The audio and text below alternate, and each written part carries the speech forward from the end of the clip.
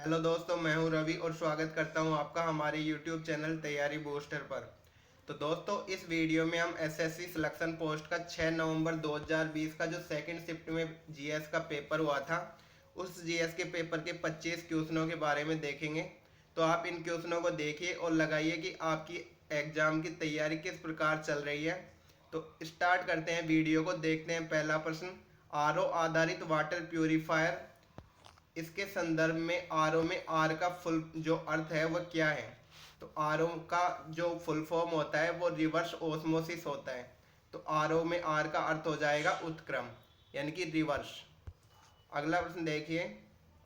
नील दर्पण पुस्तक के लेखक, नील दर्पण पुस्तक के लेखक कौन है। तो इसका सही आंसर हो जाएगा दीनबंधु मित्र। दीनबंधु मित्र नील दर्पण पुस्तक के लेखक कहे जाते हैं। दोस्तों, पुस्तक आपकी अच्छी तरीके से याद होनी चाहिए, एक क्वेश्चन जरूर पूछा जाएगा। अगला प्रश्न देखिए। गंगा नदी की स्रोत धाराएं अलकनंदा और हैं।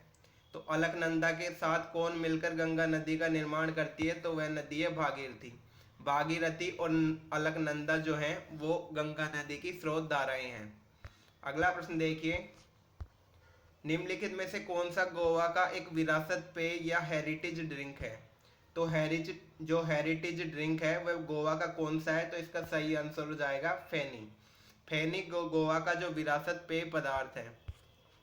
अगला प्रश्न देखिए, करंट से क्वेश्चन है कि किस देश में एशियाई युवा खेलों का आयोजन होना निर्धारित है।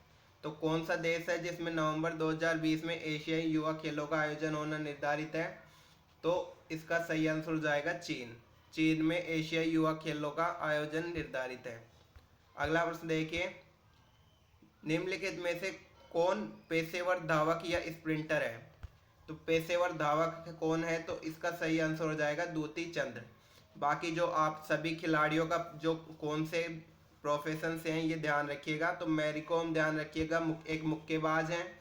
मानसी जोशी जो हैं वो एक बैडमिंटन खिलाड़ी हैं। और विनेश फोगाट जो हैं वह एक पेशेवर पहलवान है। ये भी ध्यान रखिएगा सभी खिलाड़ियों का जो कौन से खेल से संबंधित है। इस प्रकार का एग्जाम में क्वेश्चन जरूर आता है। अगला प्रश्न देखिए। निम्नलिखित में से कौन सा स्थान राजस्थान में नहीं है। राजस्थान में कौन सा स्थान नहीं है। ये नहीं आप एग्जाम में हमेशा भूल कर आते हैं, तो नहीं का ध्यान रखिएगा। तो इसका सही आंसर हो जाएगा वापी। वापी राजस्थान में नहीं है, यह गुजरात में है। बाकी कोटा, पिलानी और अलवर तीनों राजस्थान में है। अगला प्रश्न देखिए। निम्नलिखित में से किस राज्य में समुद्र तट रेखा और अंतर्राष्ट्रीय सीमा दोनों हैं। समुद्र तट रेखा और अंतर्राष्ट्रीय जो सीमा दोनों कौन से राज्य में है। तो वो राज्य है गुजरात। गुजरात में समुद्र तट रेखा और अंतर्राष्ट्रीय सीमा दोनों है। अगला प्रश्न देखिए। फरवरी 2020 में निम्नलिखित में से किस राजनीतिक दल का भाजपा में विलय हो गया था। करंट से क्वेश्चन है कि राजनीतिक कौन सा दल है जो भाजपा में जिसका विलय हुआ है। तो इसका सही आंसर हो जाएगा झारखंड विकास मोर्चा प्रजातांत्रिक। अगला प्रश्न देखिए। प्रतिष्ठान और अमरावती की राजधानियां हैं। जो प्रतिष्ठान और अमरावती हैं वो कौन से राजवंश द्वारा स्थापित की गई राजधानियां थी। तो इसका सही आंसर हो जाएगा सातवाहन राजवंश। सातवाहन राजवंश ने अपनी राजधानी प्रतिष्ठान और अमरावती में स्थापित की थी। अगला प्रश्न देखिए। किस वायसराय के कार्यकाल में वर्नाकुलर प्रेस अधिनियम निरस्त किया गया था। तो वर्नाकुलर प्रेस अधिनियम किसके कार्यकाल में निरस्त किया गया था। तो इसका सही आंसर हो जाएगा रिपन। रिपन के कार्यकाल में वर्नाकुलर प्रेस एक्ट कब लागू हुआ था। तो इसका सही आंसर हो जाएगा 1878 में। 1878 में वर्नाक्यूलर प्रेस एक्ट लागू किया गया था। अगला प्रश्न देखिए। प्रकाश संश्लेषण की प्रक्रिया में ग्लूकोज बनने के साथ कौन सी गैस मुक्त होती है। तो ग्लूकोज बनने के साथ कौन सी गैस मुक्त होती है। तो इसका सही आंसर हो जाएगा ऑक्सीजन। ऑक्सीजन ग्लूकोज के साथ मुक्त होती है। अगला प्रश्न देखिए। निम्नलिखित में से कौन अंतर्राष्ट्रीय स्तर पर प्रसिद्ध एक रेत कलाकार है। एक रेत कलाकार कौन है निम्न में से जो अंतर्राष्ट्रीय स्तर पर प्रसिद्ध है। तो इसका सही आंसर हो जाएगा सुदर्शन पटनायक। सुदर्शन पटनायक एक प्रसिद्ध रेत कलाकार हैं, ध्यान रखिएगा। अगला प्रश्न देखिए। चिकित्सा विज्ञान के संदर्भ में थर्मस एक्वाटिकस एक है। तो थर्मस एक्वाटिकस का संबंध किससे है? तो इसका सही आंसर हो जाएगा जीवाणु। जीवाणु यानी कि बैक्टीरिया। अगला प्रश्न देखिए, निम्नलिखित में से कौन एक भाषण के लिए जाना जाता है? बहुत साल पहले हमने नियति से एक साक्षात्कार किया था और अब समय आ गया है जब हम अपनी प्रतिज्ञा निभाएंगे। तो ये डायलॉग किसके थे? तो ये डायलॉग थे जवाहरलाल नेहरू के। ध्यान रखिएगा, इस प्रकार के क्वेश्चन आ रहे हैं एग्जाम में कि डायलॉग जो करो या मरो, इस प्रकार के भी जितने भी आपके ये जो नारे थे उनको भी याद रखिएगा। इनसे भी क्वेश्चन पूछा जा चुका है और जा सकता है।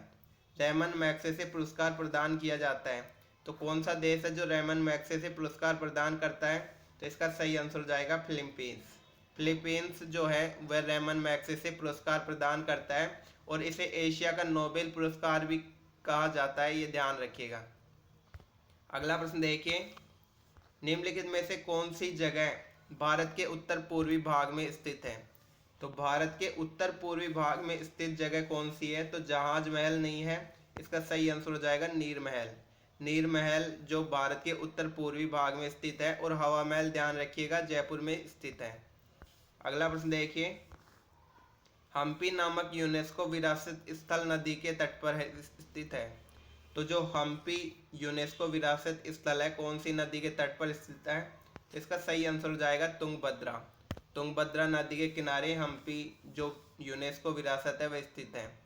अगला प्रश्न देखिए, लोकसभा में सदन या समिति के बैठक में वैध कार्य संपादन के लिए सदस्यों की न्यूनतम उपस्थित संख्या कहलाती है। यानी कि कोई भी जो वैध कार्य लोकसभा में होता है तो उसके लिए सदस्यों की कितनी जो न्यूनतम संख्या होती है उसे क्या कहा जाता है? तो इसका सही आंसर हो जाएगा कोरम। कोरम जो न्यूनतम आवश्यक उपस्थित संख्या होती है वह होती है। अगला प्रश्न देखिए, निम्नलिखित में से कौन सा एक मूल एसआई मात्रक है? मूल एसआई मात्रक कौन सा है? तो इसका सही आंसर हो जाएगा केल्विन। 6 जो भौतिक राशियां होती हैं उन्हें उनके मूल एसआई मात्रक होते हैं, वो कौन कौन से हैं? तो एक तो मीटर, एक किलोग्राम, एक जो सेकंड जो टाइम का मात्रक है, एक एम्पियर होता है, एक केल्विन होता है और एक होता है कैंडेला। कैंडेला ज्योति तीव्रता का मात्रक होता है, ध्यान रखिएगा। मार्च 2020 तक के अनुसार पुडुचेरी के लेफ्टिनेंट गवर्नर निम्नलिखित में से कौन है?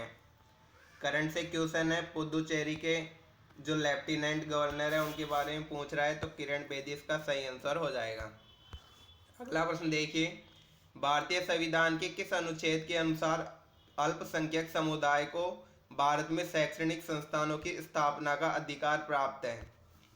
तो कौन सा अनुच्छेद है जिसमें शैक्षणिक संस्थानों की स्थापना और प्रशासन का अधिकार है? तो अनुच्छेद 30 इसका सही आंसर हो जाएगा।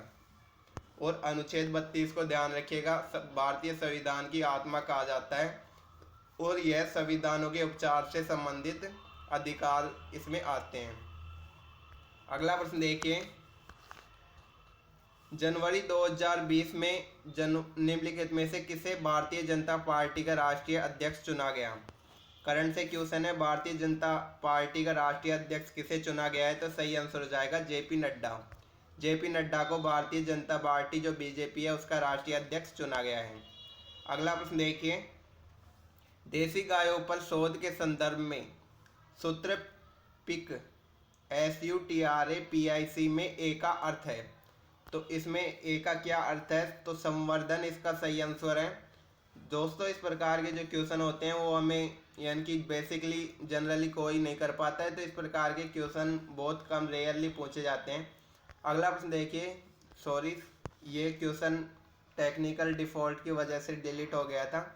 तो इस प्रकार से ये 24 क्वेश्चन थे इस पेपर में। आपको ये वीडियो कैसा लगा आप कमेंट बॉक्स में बता सकते हैं। धन्यवाद।